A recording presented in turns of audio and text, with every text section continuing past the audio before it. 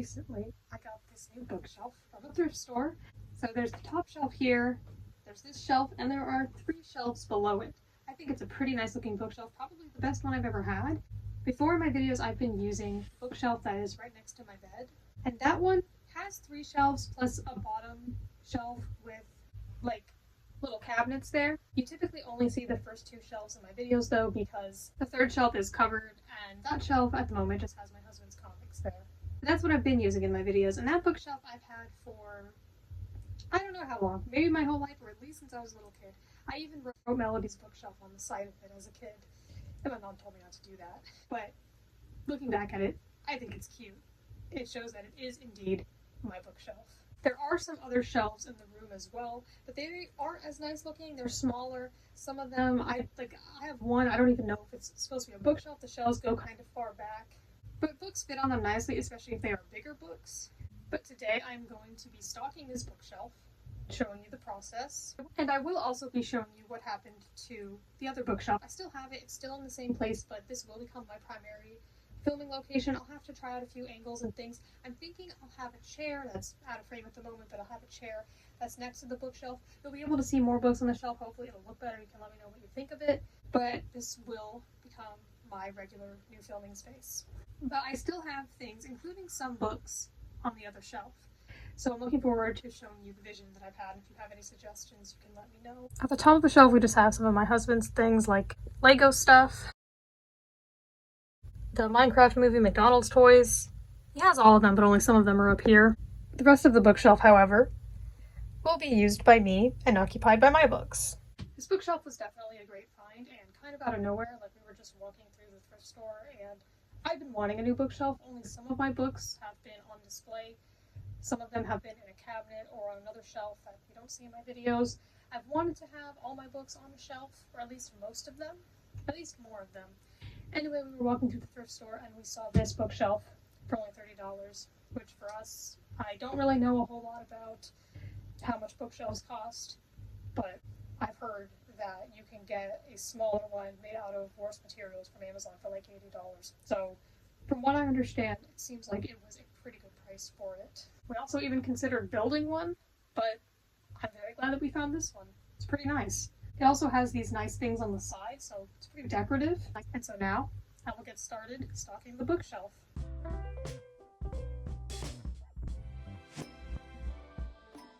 I believe I've said this before, but one of the many things I love about having a BookTube channel is being able to document, even if it's not the main focus, just the way that my bookshelf looks and the books that are on it and the placements of them, because since starting my channel, some books have been in the same place, but there have been some that have been removed and placed elsewhere, or some new ones that have been added to it, and I just like seeing how I've organized it over time.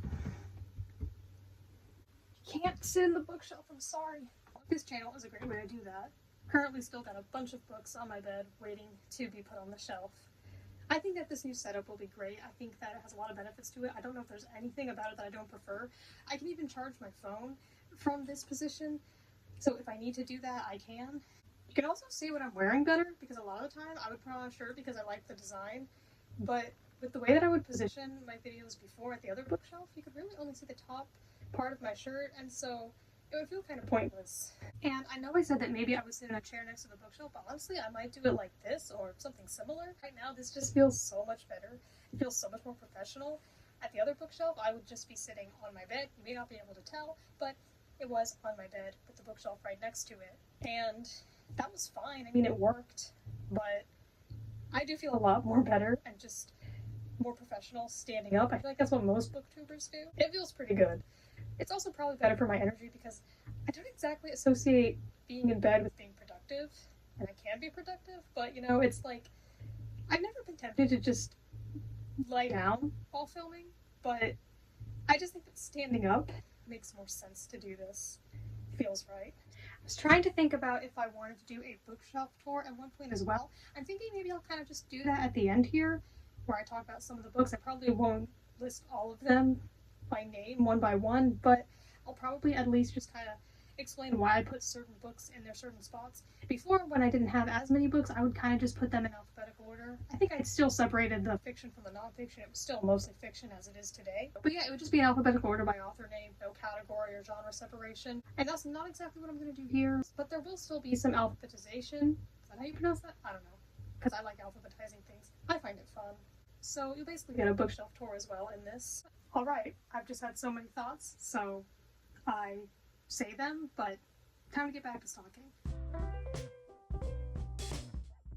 At the moment, I don't plan on putting any sort of knickknack on the shelf, but maybe I'll put something like that on there in the future if I find something that feels fitting. I know some people like to have Funko Pops and things like that on their shelves, and I don't have anything like that planned for today, but maybe in the future, but I know it doesn't need anything like that.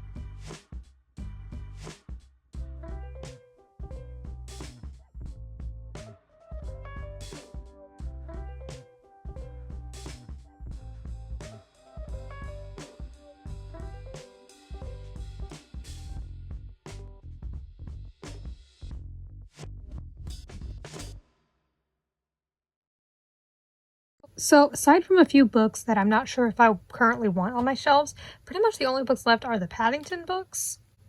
And there is that amount of space left on the bookshelf, so not quite enough for all of them. So I think these might go back in the cabinet. At the very least, none of my series are not together. They're all on the same shelf. They're not separated by a shelf, which was what I was hoping for. I can understand wanting to put something in that little spot, but the layout will have to change a bit anyway whenever I get new books, so I might just keep that spot blank for now, and you won't see it in my videos anyway. But yeah, I guess my main bookshelf is now complete. Of course, it is subject to change.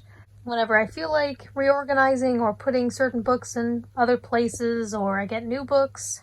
Personally, I feel like I really like the bookshelf, and now I'll give you a little tour of it. This won't be like a full tour where I mention the name and author of every single book, but just to give you an idea of what the books are and why I placed them where I did.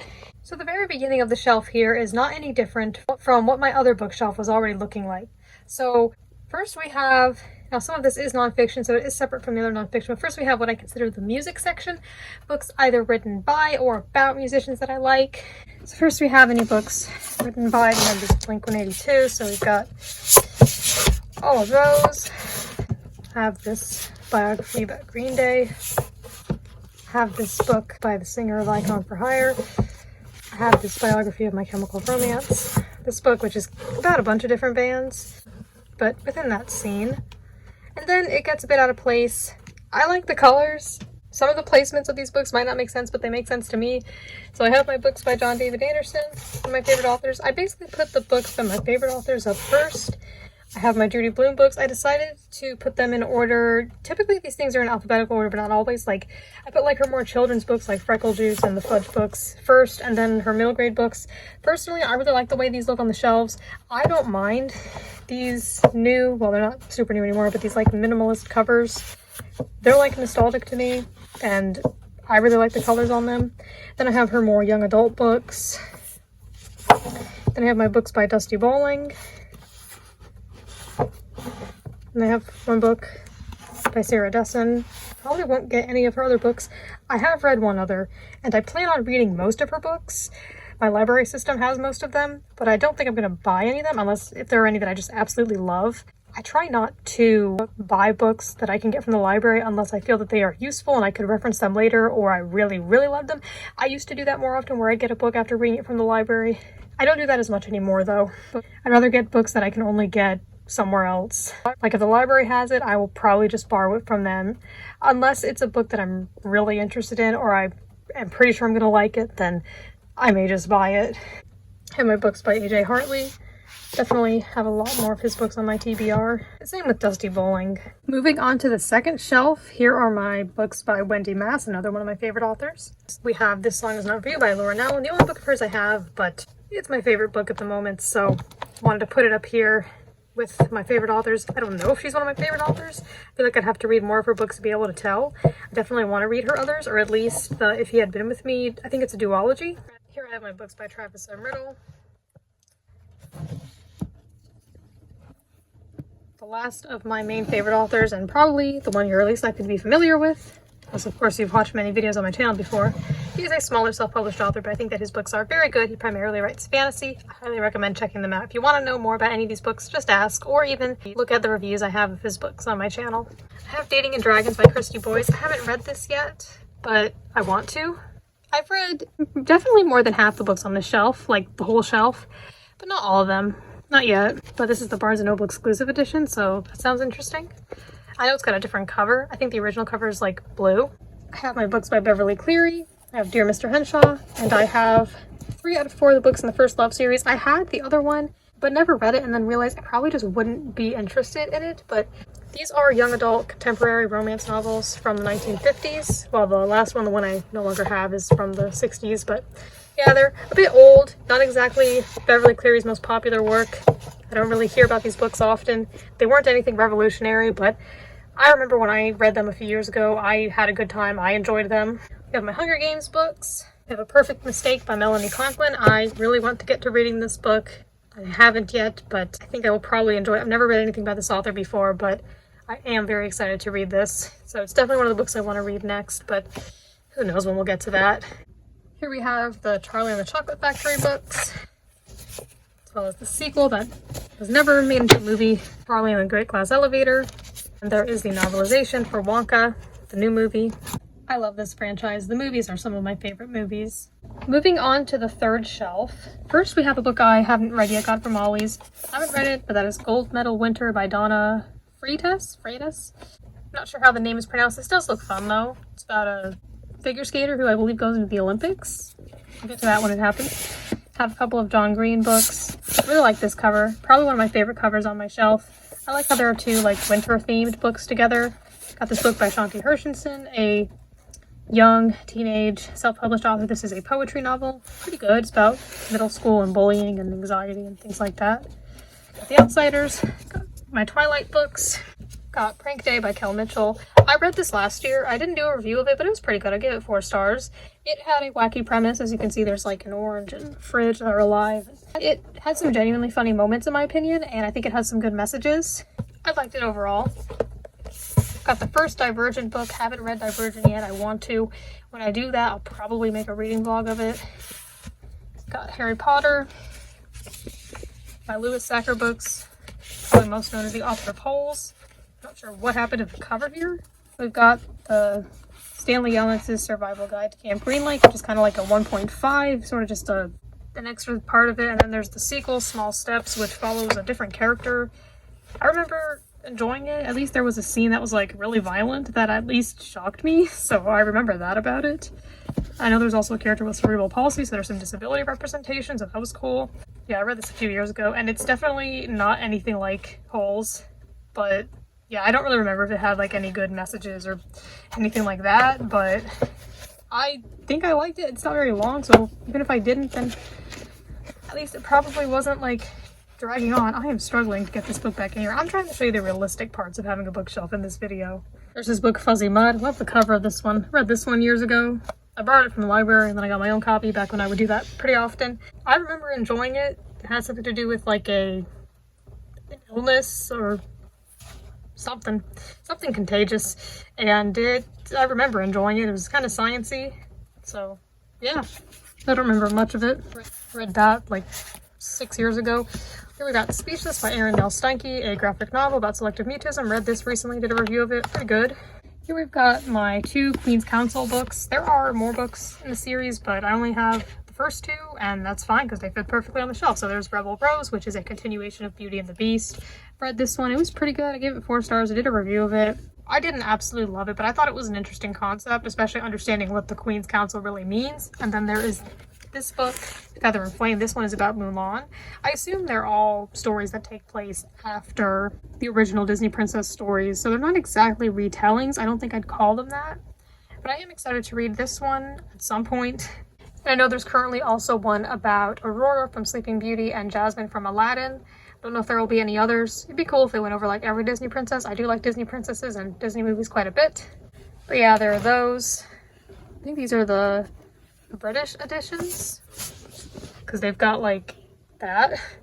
I don't know how I ended up with the British editions in an American store. Not that I mind. I mean, I do like the covers, but yeah, sometimes that happens.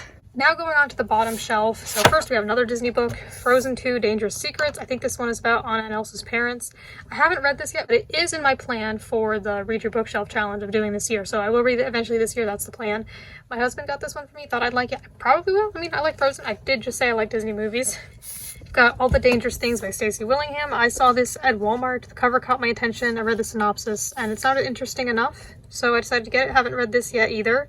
These 4 books I haven't read yet, but this is kind of like a mystery, maybe thriller. I'm not sure if it's also considered a thriller, but yeah. So sometimes a cover will catch my attention, as is the case with this book, which I'll get to. But I never buy a book just for the cover. Like some people, if they do this, it's whatever, but they'll be like, yeah, I have no idea what this book is about. I just picked it up because I like the cover. And I'm like, okay, that's not enough for me. I have to look at what the book's about. And sometimes I do pick up books and look at the synopsis and it just doesn't sound interesting enough to me. But if it genuinely sounds interesting, I will get it. Because ultimately, yeah, a pretty cover is nice, but I want a good story. There's The Cure for Dreaming by Kat Winters. This was recommended by a friend. I haven't read this yet, but this is also in my plans for the Read Your Bookshelf challenge I'm doing this year. So I guess I'll get to this sometime this year as well if things go according to plan. This one's got this cool, like, these lines on it. Here is The Mortification of Fovea Munson by Mary Wynn Hayter. Another book I got from Ollie's. Some of them I haven't taken the stickers off yet, so quite a few of these books are from Ollie's. Definitely get some low price books here. I mean, especially because this is a hardcover. It literally says it was originally $17 and I got it for $3. That's not bad. They have a nice book selection. That's my favorite part of the store to look at. So this is like a middle grade novel and looks like it's kind of spooky. So excited to get to this whenever I do. Next we have some more children's books. Some considered classics, if not all of them. Got The Wonderful Wizard of Oz. Heidi, this is a Barnes & Noble collectible edition. Got A Series of Unfortunate Events, the first book. I only have the first book. I saw it at the thrift store. My husband was like, why not? You can just get it. And I know that the series is really popular, but I just am not like, I don't really know what to expect. I'm not expecting anything. I haven't seen any adaptations. If anybody thinks I should read this sooner, let me know, and let me know why. Especially because this first book isn't very long. But I'm just kind of not even intimidated. I just don't know if I'll like it. And I just have all these other books I want to read. And yeah, it can take a while, but if you think I should read this sooner, let me know. I don't know very much of anything about this series, but I do at least have the first book. Got Charlotte's Web. It's probably one of the books on the shelf I have had for the longest time. Got my Diary of a Wimpy Kid books. I have all the main books. I have the 2 movie diaries. I just don't have the Rowley books yet. And then we have the small amount of nonfiction. These aren't all the nonfiction books I have, but just the ones I wanted to put on the shelf. So we've got this book about the making of Mean Girls, the original movie. We have Tom Felton's memoir, Diary of a Young Girl by Anne Frank. We have this book by the relationship coach from the Australian Love on the Spectrum. I'm really excited to read this. I just haven't yet. But this is also another book I want to get to reading soon. Since it's nonfiction and about a topic I'm interested in, maybe that'll be easier for me to read. We've got Making YouTube Videos by Nick Willoughby. Recently read and reviewed this one. I do plan on getting some more books about YouTube, so maybe some more will be here in the future. And I really like the Who Was books. I generally get a lot of them from the library. I don't really want to buy anymore, but I do have one about the Beatles and one about Judy Blume. But if you have watched my recent library reads videos, you will know that I really like those books. They're just fun because, like, some people like these two books, they're about people or groups I'm really interested in. But then sometimes it's like, I may not want to read a really long biography about like a former president or some author who I know of but have never read any of their books, or just whoever. But if it's in these small, short, easy to read books with information about other things, like maybe it'll be like this happened during the Great Depression, and then it'll have a different section talking about the Great Depression. So you get to learn more about history and other things. So personally, I enjoy these books. They're a great way to learn. I like learning about people. I guess I really like biographies. I especially like to read ones about artists and authors. So yeah, I really like those books. They're fun. They're easy to read. You can read them like a day or even an hour. They're just a great way to learn without spending like weeks reading a biography about someone. So there you have it. Personally, I really like what my bookshelf looks like now. Let me know what you think of it. Now I'm going to test out what sitting in the chair would look like if I were to film it. Of course, I may use different angles, may not look exactly like this. I'll try out different things and see what works. I want to see what it looks like if I sit in the chair. So I could do like this angle, or maybe I could sit more in the middle. This is not too far from what my videos already look like, but it does feel better to be sitting in a chair, like an office chair, rather than on my bed. It's more of a flat surface. You can see more books on the shelf than you could before, so I'll see what I'll do for future videos to see what my usual setup will be, because usually I'm not reorganizing a bookshelf. But I'm liking it. I'm feeling confident about it. Okay, now I'm going to show you what has become of my other bookshelf, the one that you have seen before. If you've watched my channel before. If you haven't, hi. You can subscribe if you'd like, but I won't make you, but I do have this pretty nice setup right now. So here is what has become of my old shelf that you've seen before in my videos. It may look sad to some because it doesn't have as many books on it, but hear me out, I have a vision for it. And it's not the shelf you're going to be seeing in my videos anyway. So I decided to put whatever books I'm currently reading on this shelf. It's in the same place as it was before, right next to my bed, which is convenient because it's right next to my bed. It has things like a water bottle and other basic things like chapstick, earplugs, TV remote, glasses. I've also put my Gravity Falls books on here, and the worm stays there too. He's not related, but he's cool. Gravity Falls is one of my new special interests, has been for a little over a month now, so that's been really fun. And then I also decided to put whatever books I currently have checked out from the library up here, before they just stay in my backpack. I wanted to put my notebook for keeping notes somewhere on this shelf. I put it on the top. This I feel is not the best setup, but I do have my Set It Off Midnight Table book up here, as well as some snow globes. So personally, this is sort of the vision I had for this shelf, and of course it may change. I like it. I think it's more practical, has the essentials instead of having, like, you don't see it because in my videos I would, you know, move things, take things off, but it would be like my gloves on top of the books or the notebook on top of the books, because there'd be books all throughout the shelves. So now it's less cluttered for sure, and I just kind of like it. I may change in the future if that's what it is right now. But if you absolutely despise it, like I said, it won't be the shelf you see in my videos. So there it is. My new bookshelf is now stocked up, organized. Thank you for watching, and you can let me know what you think of the setup. I personally like it. I think it'll be much better for filming. I think it's better visually, and I think it's more practical, especially with my other bookshelf by the bed, the way it's set up. So let me know what you think, and thank you for watching.